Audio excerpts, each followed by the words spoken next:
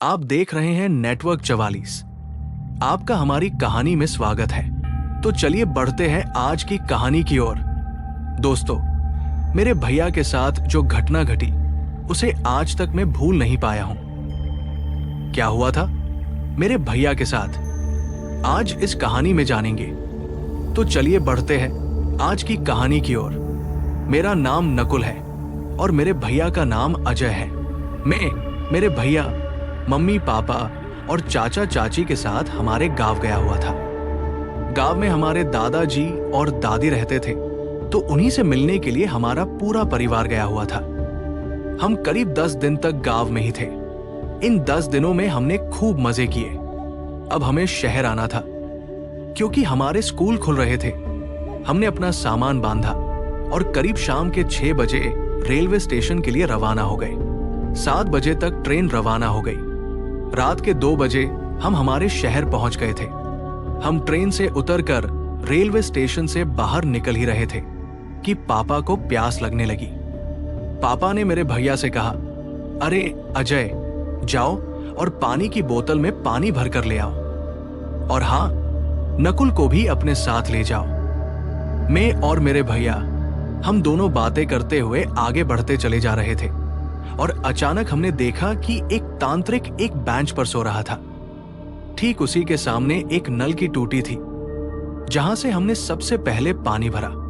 और जब हम लौटने लगे तो मेरे भैया ने मुझसे कहा, नकुल, चल इस तांत्रिक के मजे लेते हैं।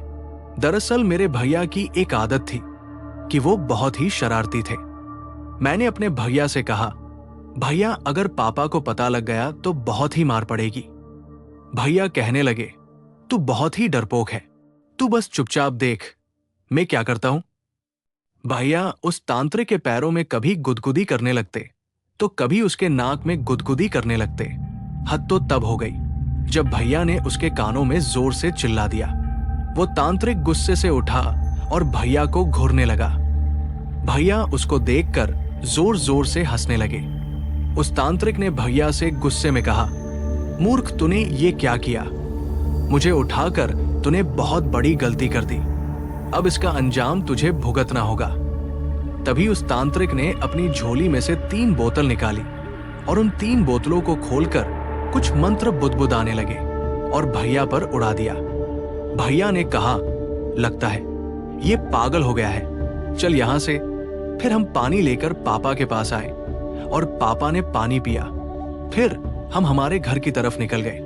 घर पहुंचने के बाद हम इतना थक गए थे कि जाकर सीधा सो गए। जब मैं सुबह उठा तो मैंने देखा कि भैया का शरीर आग की तरह तप रहा था। मैं दौड़ते हुए किचन में गया और मम्मी को बताया। फिर मम्मी भैया के पास आई और भैया को दवाई दी। भैया ने दवाई खाई और आराम करने लगे। मैं भी स्कूल चला गया। जब मैं घर आया तो मैंने देखा कि भैया की तबीयत ज्यादा खराब हो गई थी। भैया ना ही किसी से बात कर रहे थे और ना ही कुछ खा पी रहे थे। पापा ने और चाचा जी ने भैया को हॉस्पिटल ले जाने का सोचा और वो भैया को लेकर हॉस्पिटल चले गए। हॉस्पिटल जाने के बाद डॉक्टर भैया को चेक करने लगे, लेकिन डॉक्टर का कहना था कि भैया नॉर्मल है। बुखार में ऐसा कई बार होता है। डॉक्टर जैसे ही भैया को इंजेक्शन लगाने लगे तो भैया वहां से भाग गए और सीधा घर आ गए। वो इतना तेजी से भागे कि 1 घंटे का रास्ता उन्होंने 10 मिनट में तय कर लिया। पापा और चाचा जी को घर आने में 1 घंटा लग गया। ये देखकर तो हम सब हैरान हो गए। रात हो गई। रात को हम सभी खाना खाने लगे तो भैया खान को बहुत ही अजीब तरीके से खाने लगे, जैसे उन्होंने कई सालों तक खाना नहीं खाया हो। पापा ने भैया से गुस्से में कहा, अरे अजय, ये किस तरह से तू खा रहा है? भैया पापा को घूरने लगे। चाचा जी ने कहा, भाई साहब, आप इसे मत डांटिए। अगले दिन भैया का चेहरा बहुत बदल गया था। वो बहुत डरावने लग रहे थे और घर के एक कोने में अजीब तरीके से बैठे रहते थे। दोपहर का समय था। चाची ने देखा कि भैया बाहर आंगन में एक जिंदा मुर्गी को खा रहे थे। चाची ने सभी को बताया और पापा ने भैया को खूब डांटा। तभी भैया दौड़कर उसी कोने में जाकर बैठ गए। मैं हैरान था कि भैया को ये सब क्या हो रहा है। रात का समय था। हम सभी अपने अपने कमरे में सो रहे थे। मैं अपने पापा के साथ सो रहा था और मेरी मम्मी भैया की तबीयत ज्यादा खराब होने की वजह से उनके साथ सो रही थी। रात के 1 बज रहे थे। मेरी मम्मी की आंख खुली तो उन्होंने देखा कि भैया उनके पास नहीं है। वो घर में देखने लगी, लेकिन भैया कहीं नहीं थे। फिर वो बाहर आंगन में आई और उन्होंने जो देखा उसे देखकर तो उनके पैरों तले जमीन ही खिसक गई। उन्होंने देखा कि भैया दीवार पर चल रहे थे। वो जोर से चिल्लाई। हम सभी जाग उठे और दौड़ते हुए बाहर आंगन में आए तो हमने देखा कि भैया दीवार पर चल रहे हैं और जोर जोर से शैतान की तरह हंस रहे थे। तभी भैया की आवाज सुनकर सभी पड़ोसी हमारे घर आ गए। उन्होंने और मेरे पापा और चाचा जी ने भैया को पकड़कर एक कुर्सी से बांध दिया। मेरे भैया यानी वो शैतान कह रहा था कि तुम सबकी मौत अब तय है। इतना कहकर वो शैतान जोर जोर से हंसने लगा। फिर हमारे घर के पास में रहने वाले रमेश काका कहने लगे, लगता है इसे एक शैतान ने जकड़ लिया है। अब महावीर जी ही इसे ठीक कर सकते हैं। महावीर जी एक बहुत बड़े पंडित थे। सभी लोग उनका आदर करते थे। पापा ने मेरे चाचा से कहा, महेश तुम और रमेश जी दोनों महावीर जी के घर जाकर उन्हें यहां ले आओ। चाचा जी और रमेश काका उन्हें लेने चले गए। फिर मुझे याद आया कि उस तांत्रिक ने भैया के ऊपर कुछ किया था। मैंने सारी बात पापा को बताई। पापा ने मुझे बहुत डांटा और कहा कि तुम दोनों को ऐसा नहीं करना चाहिए था। आज तुम्हारी इस गलती की वजह से अजय की क्या हालत हो गई है। थोड़ी देर में चाचा जी और रमेश काका उन महावीर बाबा को लेकर आ गए थे। उन्होंने भैया को दूर से देखा और फिर पापा के पास आए और बोले, तुम्हारे लड़के ने एक तांत्रिक को परेशान किया है।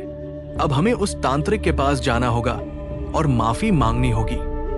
मैं हैरान था कि उन बाबा ने भैया को दूर से देखकर ही पता लगा लिया। फिर हम सभी उन बाबा जी के साथ भैया को लेकर उस रेलवे स्टेशन पर पहुंच गए। भैया जोर जोर से चिल्लाने लगे, लेकिन हमने उन्हें पकड़ कर रखा।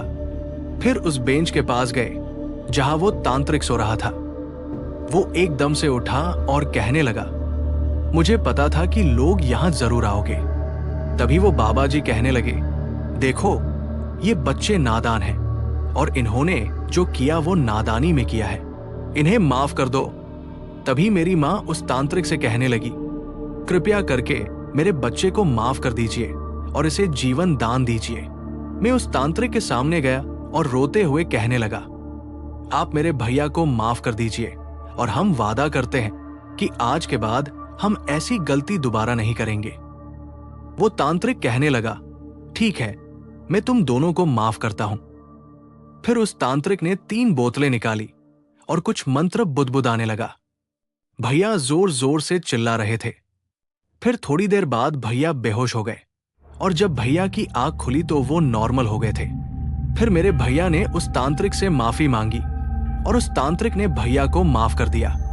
हम सभी घर के लिए पीछे की तरफ मुड़े और कुछ कदम आगे चलने के बाद मैंने उस तांत्रिक की तरफ देखा तो मेरी रूह कांप गई। मैंने देखा कि वो तांत्रिक अब वहां पर नहीं है। फिर मैंने अपने मम्मी पापा को बताया तो वो भी हैरान हो गए। हमने उसे चारों तरफ देखा लेकिन वो कहीं नहीं था। खैर, ये तो पता नहीं कि वो तांत्रिक कौन था और कहां गायब हो गया, लेकिन एक बात अच्छी थी कि मेरे भैया अब ठीक हो गए थे। आज इस घटना को बीते 15 साल हो गए हैं और आज मेरे भैया एक बहुत बड़े बिजनेसमैन हैं। अब वो हर इंसान की मदद करते हैं। दोस्तों, हमें किसी को भी परेशान नहीं करना चाहिए और हर इंसान की मदद करनी चाहिए। तो दोस्तों, इस कहानी में बस इतना ही। कहानी आपको पसंद आई हो तो वीडियो को लाइक करें और शेयर करें। साथ ही हमारे चैनल को सब्सक्राइब ही जरूर करें।